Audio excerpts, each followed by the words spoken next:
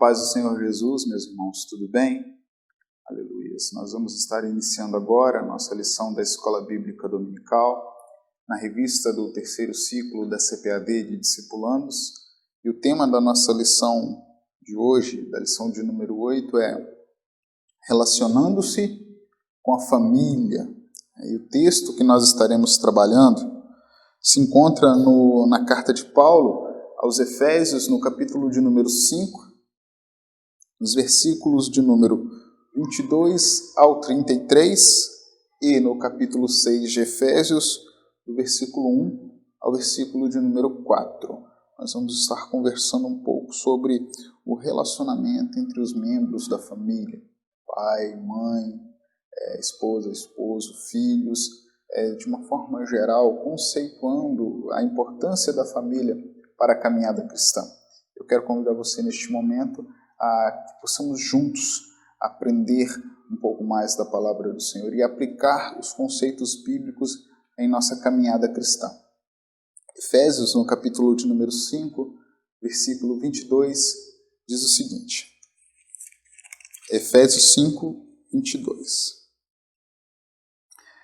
Vós, mulheres, sujeitai-vos ao vosso marido como ao Senhor, porque o marido é cabeça da mulher, como também Cristo é a cabeça da igreja, sendo Ele próprio o Salvador do corpo, de sorte que, assim como a igreja está sujeita a Cristo, assim também as mulheres sejam tudo sujeitas a seu marido. Vós, maridos, amai vossa mulher, como também Cristo amou a igreja e a si mesmo se entregou por ela, para santificar, purificando-a com a lavagem de água pela palavra, mas para apresentar a si mesmo a igreja gloriosa, sem mácula, nem ruga, nem coisa semelhante, mas santa e irrepreensível. Assim, devem os maridos amar a sua própria mulher como a seu próprio corpo. Quem ama a sua mulher, ama-se a si mesmo, porque nunca ninguém aborreceu a sua própria carne, antes a alimenta, a sustenta, como também o Senhor a igreja, porque somos membros do seu corpo. Por isso, deixará o homem seu pai e sua mãe, e se unirá a uma mulher, e serão os dois numa carne. Grande é este mistério, digo, porém, a respeito de Cristo e da igreja. Assim também vós, cada um em particular, ame sua própria mulher como a si mesmo, e a mulher reverencie o marido. Agora nós vamos estar lendo o capítulo de número 6, do versículo 1 até o versículo de número 4. Vós, filhos, sede obedientes aos vossos pais no Senhor, porque isso é justo. Honra teu pai e tua mãe, que é o primeiro mandamento com promessa, para que te vá bem e vivas muito tempo sobre a terra. E vós, pais, não provoqueis a ira a vossos filhos, mas criai-os na doutrina e admoestação do Senhor. Vós, servos, obedecei a vosso Senhor segundo a carne, com temor e tremor, na sinceridade do vosso coração, como a Cristo. Aleluia. Nós lemos aqui até o versículo de número 5. Aleluia. E eu quero, neste momento, começar a argumentar, a refletir sobre a importância da família dentro do conceito cristão, dentro do ambiente cristão, dentro dos ensinamentos cristãos, o aspecto bíblico ao qual aborda a questão da família. E isso nós vamos estar refletindo um pouco nesta aula, cujos objetivos é entender a importância da família sobre a ótica de Deus, explicar o papel do homem e da mulher diante de Deus, tanto no lar quanto na igreja, explorar a importância da perspectiva bíblica de uma relação adequada dos pais para com os filhos. É importante nós entrarmos nessas argumentações, neste assunto, porque muito em função do bombardeio que a família vem sofrendo nos dias atuais e já há algum tempo, muitas pessoas às vezes deixam de dar a importância adequada para a família, para os pais, para as mães, aos filhos, negligenciam às vezes as suas responsabilidades e por vezes acabam por achar que Deus ele não se preocupa com a família. Na verdade, ele se preocupa sim com a família. É interessante quando nós analisamos a criação, nós vamos ver Deus fazendo a terra, os animais, as plantas, tudo que havia. E quando ele fazia cada coisa, ele dizia, e viu Deus que isso era bom. Só que chega num determinado momento em que Deus fala assim, não é bom que o homem esteja só. Far-lhe-ei uma adjuntora que esteja com ele, uma cooperadora que esteja com ele. Então, é sim o propósito de Deus, é a vontade de Deus sim que nós venhamos constituir uma família, que nós venhamos valorizar a nossa família, que nós venhamos apoiar a nossa família, em nome de Jesus. Então, como já vimos, a família foi a primeira instituição criada por Deus lá no Éden. Pelos planos de Deus, por meio da família, um homem e uma mulher se unem pelo matrimônio. Essa história se repete com o passar dos anos, geração para geração. Se passa não apenas as tradições, mas, acima de tudo, o conhecimento de Deus, como o ser humano deve adorá-lo e servi-lo. Sabemos que, por causa do pecado, as famílias foram duramente afetadas, a começar pelo fato de que a primeira família, um irmão, Caim, matou o seu irmão, Abel. De que forma podemos restaurar o projeto de Deus para a nossa vida? O que a Bíblia traz de mandamentos para as famílias de hoje? Veremos isto nesta lição. Se eu pedisse para você conceituar para mim, o que significa família? Você saberia? O que significa família para você? O que uma família representa para você? Então, nós vamos argumentar e tentar entender um pouco mais sobre esta área tão importante em nossas vidas. O que é família? Definindo o termo família. O dicionário ele traz alguns significados bastante interessantes. Primeiro, ele vai dizer que é um conjunto de parentes de uma pessoa e das pessoas que moram com ela. Então, aqui nós já podemos começar a conceituar família. Duas pessoas ligadas pelo casamento, matrimônio, as pessoas lá perante o juiz de paz, ou perante o pastor, perante o padre, perante a lei, são reconhecidas como marido e mulher.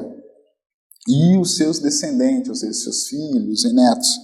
Ou ainda, pessoas que possuem um ancestral comum. Assim, eu sou da família de fulano de tal, eu também sou. Então, você vai ver que no final das contas as pessoas são parentes, né? São familiares, pertencem à mesma família. Assim como nós temos hoje a exemplo da nação de Israel. Porque a nação de Israel, ela começou com um único homem, Jacó, que depois teve o seu nome transformado para Israel. E ali ele teve todos os seus 12 filhos, cada um deles começou a formar a sua tribo, e cada tribo deu origem aos seus descendentes, e assim ele se constituiu numa grande nação. E diante disso, nós precisamos ver e entender os objetivos de Deus sem criar a família, porque está no coração de Deus. Quando nós pegamos a nossa Constituição Federal de 1988, lá no seu artigo de número 226, a Constituição vai dizer que a família é a base da sociedade. Toda a sociedade se constitui na família. E nós vamos entender aqui o porquê disso. Porque quando nós olhamos e entendemos a importância da família para a sociedade, nós conseguimos compreender toda a sagacidade e avidez e o empenho com que Satanás, o inimigo de nossas almas, ele tem trabalhado para fazer com que a família seja desestruturada. A quantidade de lares que nós temos visto atualmente que estão desestruturados, sem parâmetros, totalmente fora dos parâmetros que Deus estabeleceu para a família, a gente consegue ver as consequências disso e por que Satanás ele bombardeia tanto as famílias. O objetivo de Deus em criar a família, esses objetivos encontram-se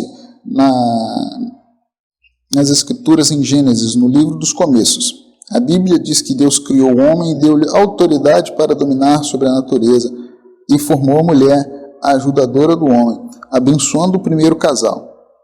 Aleluias. Então, Deus ele criou o homem, criou a mulher para que multiplicasse, para que tivessem filhos e filhas e enchessem toda a terra, e também para que controlassem toda a criação, para que pudessem, o que ele chama de dominar toda a criação. Ele foi ali responsável para poder cuidar dos animais, dar os nomes aos animais, e assim nós vamos vendo Deus constituindo a família. Aí quando ele vai dizer que não é bom que o homem esteja só, porque ele realmente precisava de uma disjuntora, de uma ajudadora. Todos os animais eles tinham uns aos outros para se ajudar, o macho e fêmea os criou, mas o homem ele não tinha, e por isso Deus ele vai criar a mulher para completar o homem. E é curioso quando nós pegamos o mecanismo da criação, e muitos pregadores se utilizam desse argumento, e é um argumento válido, importante que eles usem mesmo, porque Deus, ele, quando vai criar a mulher, ele não cria um outro indivíduo. Ele não cria assim como ele fez Adão, pega o barro e faz. Não. Ele pega Adão, tira dele uma costela e faz um novo ser, faz um novo indivíduo. Por quê? O que nós podemos entender com isso? Que o homem e a mulher foram criados para serem um, para terem uma ligação, para terem intimidade, para terem contato, para terem proximidade, para dependerem um do outro. Por isso que Deus ele pega Adão e tira dele uma parte e cria a mulher. E como eu vinha dizendo a respeito dos pregadores, ele não tirou da cabeça para não ser superior e não tirou do pé para não ser humilhada, mas tirou do lado para andar lado a lado, cooperar lado a lado, juntamente com o homem. Precisamos entender isso.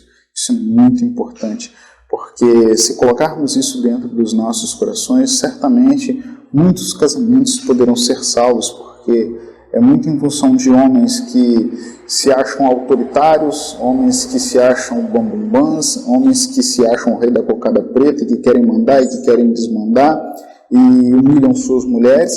E o inverso também é verdadeiro, mulheres que não querem de maneira nenhuma acatar as orientações vindas de seus maridos, acham que devem andar conforme a sua vontade e não depender dele para nada, não dar satisfação para nada, e aí nós vemos um relacionamento totalmente desestruturado.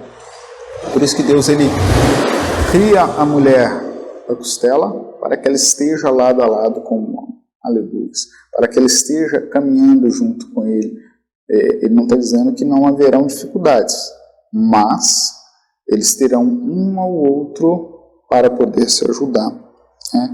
Então, nós vamos ver que no passar dos anos, muito em função do pecado que entrou no nosso meio, que tem afetado a condição humana, nós vamos ver que o homem ele tem se afastado do propósito divino para a família. Infelizmente, não é incomum nós vermos maridos adulterarem e traírem, serem infiéis com suas esposas, mulheres serem infiéis com seus maridos. Isso tudo por causa do pecado. Tudo por causa do pecado. Filhos que perdem total respeito pelos pais, pais que deixam-se perder o respeito dos filhos. E isso traz consequências gravíssimas para a família. E com isso nós, infelizmente, acabamos contribuindo para aquilo que Satanás quer fazer, que é desestruturar a família e assim conseguir afetar toda a sociedade. A família não é a base da sociedade? Sim. Então, e por isso que nós precisamos entender e lutar e batalhar pela família.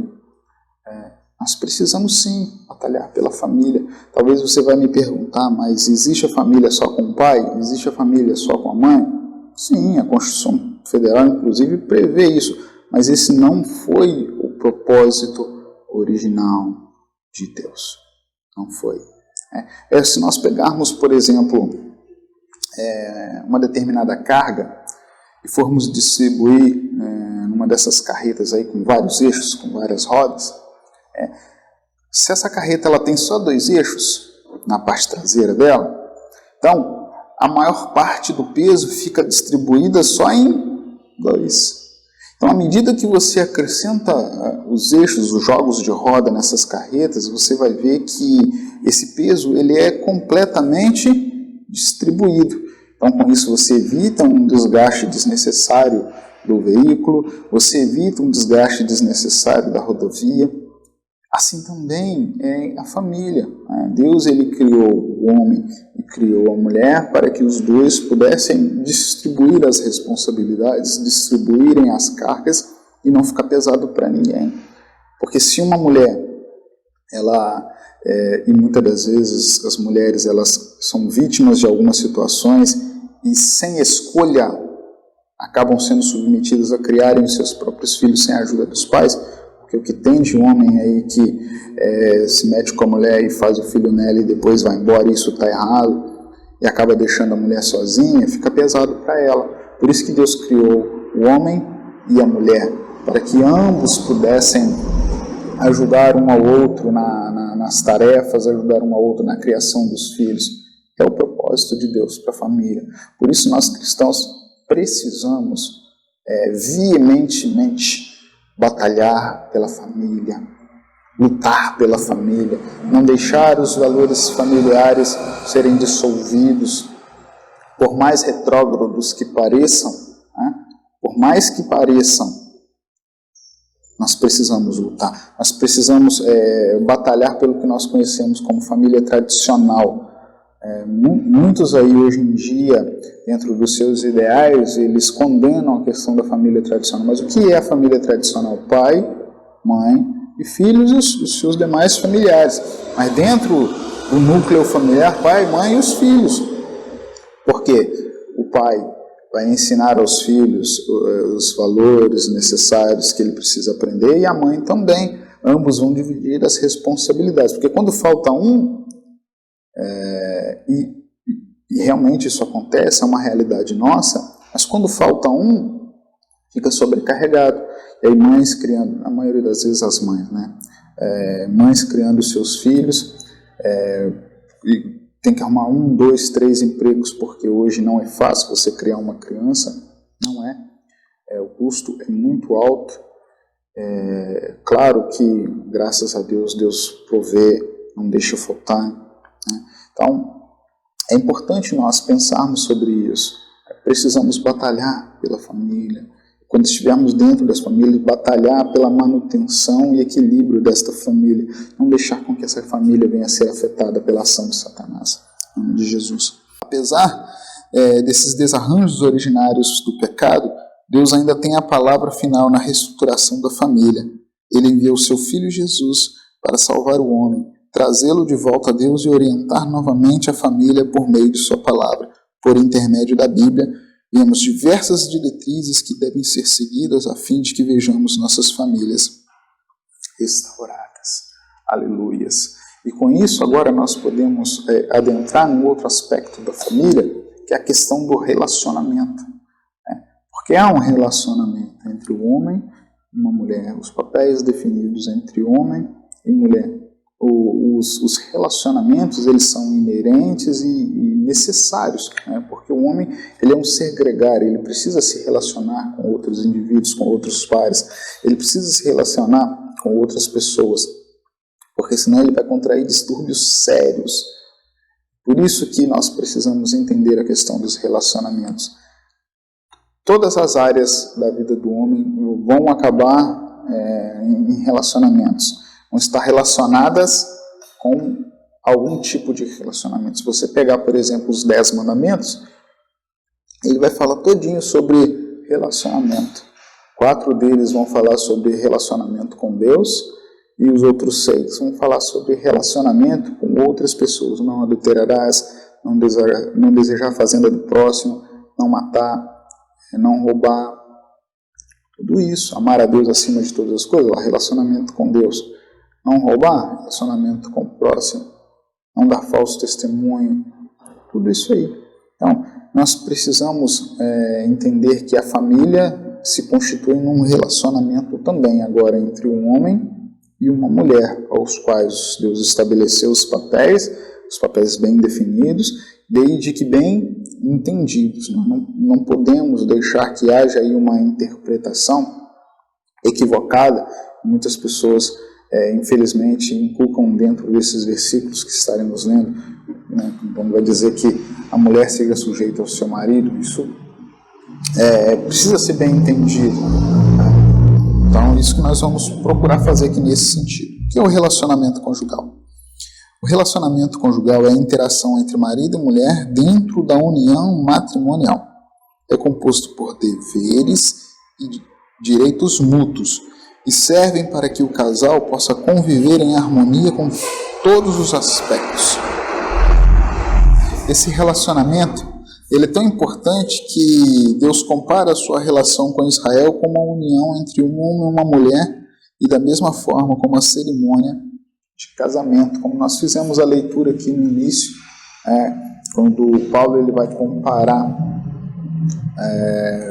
a união da igreja com Cristo à união de um homem e sua mulher, com seus papéis definidos. A Bíblia descreve os deveres conjugais do esposo e esposa. Durante muito tempo, muitos homens olhavam para suas mulheres apenas com caráter subserviente. Achavam que elas eram suas escravas, eram suas servas, e na verdade, isto não é assim. Olha, Paulo ele vai falar uma coisa bastante interessante, nós estamos lendo. Vós, mulheres, Efésios capítulo 5, versículo 22. Vós, mulheres, sujeitai aos vossos maridos, como ao Senhor, porque o marido é a cabeça da mulher, como também Cristo é a cabeça da igreja, sendo ele próprio o Salvador do corpo. Quando nós olhamos para esta passagem, nós precisamos entender que o contexto dela se aplicava ao contexto judaico, e uma outra realidade a qual nós vivemos nos dias de hoje. Naquela época, a mulher ela estava totalmente dedicada em cuidar do marido, cuidar da família. Mas a nossa realidade hoje é outra. A nossa realidade hoje, as mulheres precisam sair de casa para que possam complementar a renda. Muitos de vocês que devem estar me assistindo sabem do que eu estou falando. Então, há essa necessidade. Mas isso é até um assunto muito polêmico. Mas isso não desqualifica a questão da mulher se sujeitar ao homem. Nós vamos entender isso. Tá? Eu estou dizendo aqui que a mulher ela deve ser escrava e serva do homem, como se fosse um cachorro que o homem manda sentar, levantar. Não é isso que eu estou dizendo aqui. Tá? Nós estamos dizendo aqui, como falamos lá no início, que Deus, quando criou a família, Ele estabeleceu papéis e responsabilidades. Papéis e responsabilidades. E ao homem, no campo espiritual, Ele estabeleceu que o homem seria o sacerdote do lar, aquele responsável por fomentar, o responsável por desenvolver e buscar com que a família se intensifique na área espiritual. Isso é responsabilidade do marido. E dentro da cultura judaica, antigamente, ele tinha outros papéis, que era o papel de provedor, que era o papel de protetor. E as mulheres, elas ficavam em casa e tinham o seu papel de cuidar das crianças, educar as crianças, ensinar as moças a serem boas esposas, cuidar da casa.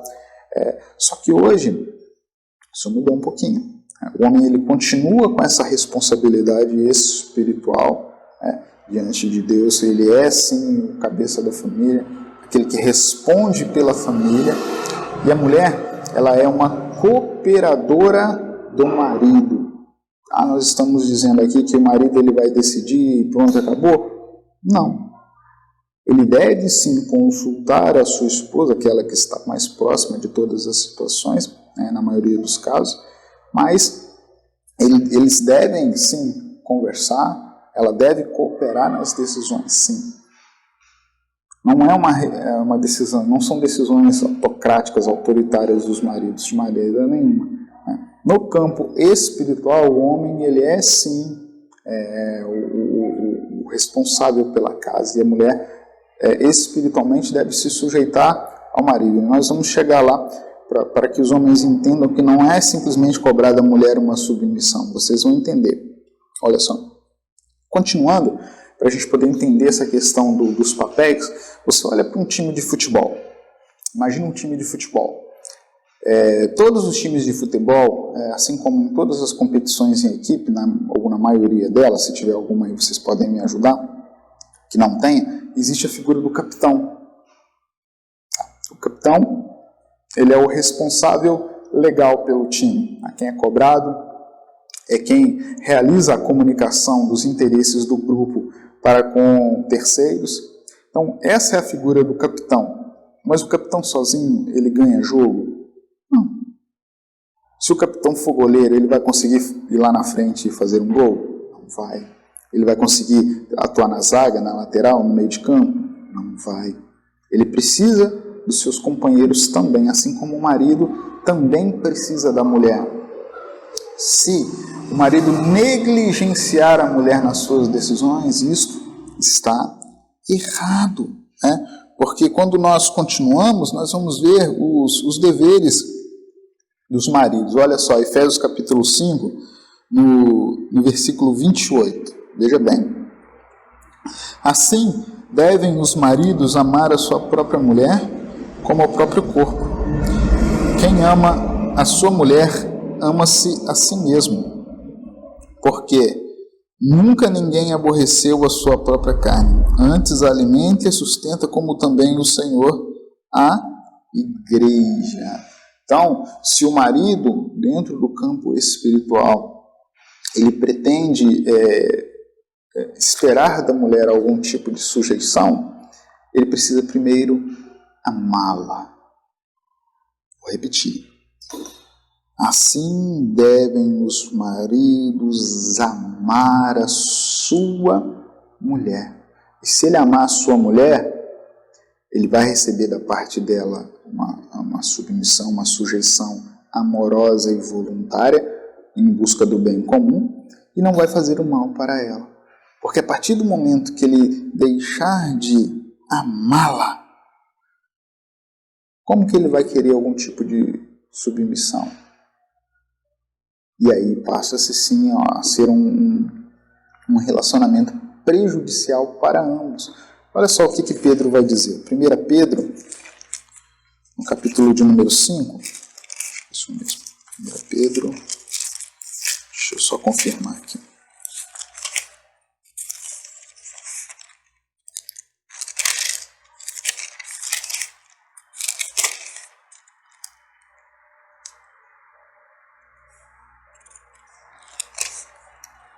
Não, 1 Pedro capítulo 3, perdão. 1 Pedro capítulo 3, no versículo de número 7. Olha só. 1 Pedro 3, 7. Igualmente, vós, maridos, coabitai com ela com entendimento, dando honra à mulher como vaso mais fraco, como sendo vós os seus cordeiros da graça da vida, para que não sejam impedidas as vossas orações. Então Deus, ele estabeleceu sim o papel da mulher e o papel do marido. Tá? O marido, ele é responsável espiritualmente pelo lar, pela família, mas ele deve, como diz Pedro, habitar com sua mulher com entendimento, com amor, com carinho, com cuidado, para que as suas orações não sejam ignoradas. É verdade, porque não adianta você vir para a igreja, orar, pular, cantar, dar a paz do Senhor para todo mundo. Se você não respeitar a sua esposa, você está perdendo o seu tempo. Se você não cuidar da sua esposa, você está perdendo o seu tempo. suas orações, as minhas orações não serão ouvidas. Igual Paulo estava falando, né? Que cada um deve amar a sua mulher como a seu próprio corpo, porque, igual Jesus reforçou, portanto deixará o homem seu pai e sua mãe, e se unirá uma mulher e serão ambos uma só carne. Sentirão as mesmas coisas, se alegrarão com as mesmas coisas, enfrentarão as mesmas dificuldades. Esse é o propósito do casamento. Aleluias. E aqui cabe uma observação bastante interessante. No contexto judaico antigo, como eu disse, as mulheres eram responsáveis pelas tarefas domésticas e os maridos pela provisão. Só que com o tempo, isso foi mudando. E como já dissemos, a mulher hoje ela precisa sair para poder também contribuir para a renda. Só que corre-se o risco, se a gente continuar naquele pensamento de que a mulher ela é responsável pelo lar, corre-se o risco, única responsável pelo lar na verdade, corre-se o risco dessa mulher ela fazer uma jornada dupla. Então, se a mulher está saindo também para trabalhar e contribuir no orçamento doméstico, o marido também deve cooperar para o serviço doméstico. Não estou dizendo ajudar, tá? Nós precisamos ver isso como responsabilidade. Tá? Os maridos, sim, devem ser participantes das tarefas domésticas, ajudar a criar os filhos, ajudar a educar os filhos, ajudar a limpar a casa, a cuidar do cachorro se tiver, ajudar a fazer compra, na verdade participar e não ajudar, né? Participar, cooperar, porque também é a nossa responsabilidade, porque assim nós estaremos amando nossas mulheres como o nosso próprio corpo. É importante a gente pensar sobre isso, porque se não coabitarmos com a nossa esposa com entendimento, estamos perdendo nosso tempo vindo para a igreja, orando. Nossas orações não serão ouvidas. Tá? A palavra de Deus ela vai dizer, Paulo ele fala assim, que aos solteiros convém cuidar das coisas do Senhor, ajudar na igreja, ajudar nas tarefas na congregação, mas aos casados convém como agradar o seu marido e a sua mulher. Não estou falando de Deus não, tá? Que a prioridade é essa. Primeiro Deus, solteiro. A prioridade do solteiro, Deus, as tarefas do Senhor, as tarefas da igreja e demais coisas. Quando casa, a família ela entra antes da igreja, não de Deus, da igreja. Por isso que Paulo vai falar, né, que aquele que quiser cuidar das coisas do Senhor, primeiro aprenda a administrar a sua própria casa. Porque se não tiver cuidado da própria casa, como vai ter cuidado das coisas do Senhor? Então, por isso nós precisamos entender que a família ela é prioridade nas nossas vidas. Está certo?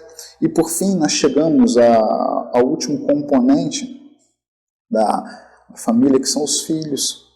Paulo ele tem uma palavra para os filhos, ele vai dizer: e vós, filhos, sede obedientes aos vossos pais no Senhor, porque isso é justo. Honra teu pai e tua mãe, que é o primeiro mandamento com promessa, para que te vá bem e vivas muito tempo sobre a terra. Vós, pais, não provoqueis a ira os vossos filhos, mas criai-os na doutrina e admoestação do Senhor.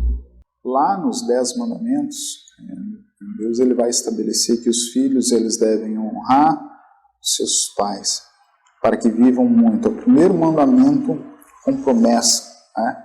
Para que te vá bem, para que tenha muitos dias sobre a terra. Mas o que nós temos visto hoje são filhos e filhas que têm não só desonrado seus pais, mas também sendo extremamente desobedientes a pai e mãe, perdendo o amor uns para com os outros, e isso não é bom para a família. Meu querido, minha querida, você pode não concordar com o que o seu pai está falando, tá? Olha só o que Paulo ele vai dizer: vós, filhos, sedes obedientes aos vossos pais no Senhor. Então, dentro que a Bíblia estabeleceu como certo ou errado, obedeça o seu pai, obedeça a sua mãe, porque no fim eles querem o melhor para você, eles querem o melhor para todos nós. Não responda, não trate com malcriação, não xingue os seus pais, faça a diferença. Nossos pais merecem e precisam ser amados, precisam ser respeitados, precisam ser cuidados. Nós não podemos negligenciar este mandamento que Deus nos deu. Quando a graça ela entrou em vigor, através do sacrifício de Cristo, a lei, os rudimentos da lei, nós estamos livres dos rudimentos da lei. Ou seja, aqui nós podemos falar, por exemplo, das questões cerimoniais, eles foram abolidos, mas os aspectos morais da lei, eles permanecem. Continua sendo errado matar, continua sendo errado adulterar, continua sendo errado mentir, continua sendo errado adorar imagens de escultura, adorar outros deuses, outras entidades, outras pessoas, e continua sendo certo também obedecer e honrar pai e mãe. Sabe por que eu estou falando isso, meu querido, minha querida? Porque um dia você vai ser pai, um dia você vai ser mãe. Obedeça aos seus pais, honre os seus pais. E aqui vai um alerta também aos papais e às mamães. Por favor, usem lá o que vai dizer Provérbios capítulo 22, verso 6, que ensina a criança o caminho que se deve andar, para que quando crescer não se desvie dele. É responsabilidade dos papais e das mamães ensinarem o evangelho aos seus filhos, ensinarem o caminho do Senhor, ensinarem a caminhar na presença de Deus, para que quando ele crescer, ele continue neste caminho. Ele já vai ter condições de tomar as suas próprias decisões, mas ele vai ter sido ensinado adequadamente. Então, ensina a Bíblia para o seu filho, ensina seu filho a orar, ensina ele a fazer a vontade de Deus, em nome de Jesus. Tá bom? Então que nós possamos lutar pelas nossas famílias, que nós possamos batalhar pelos nossos familiares de uma maneira geral, que a gente possa zelar pela família tradicional, porque com os papéis bem definidos e bem distribuídos nós iremos produzir filhos e filhas tementes a Deus. É responsabilidade nossa sim cuidarmos disso. É em nome de Jesus, em nome de Jesus. Que Deus esteja abençoando a sua vida. Aproveite sua família, enquanto você tem seu pai, sua mãe, honre-os, para que quando amanhã ou depois aconteça de você não os tê-los e não se arrependa de não ter aproveitado mais. Em nome de Jesus. Fica na paz, tá? Eu abençoe sua vida. Em nome de Jesus.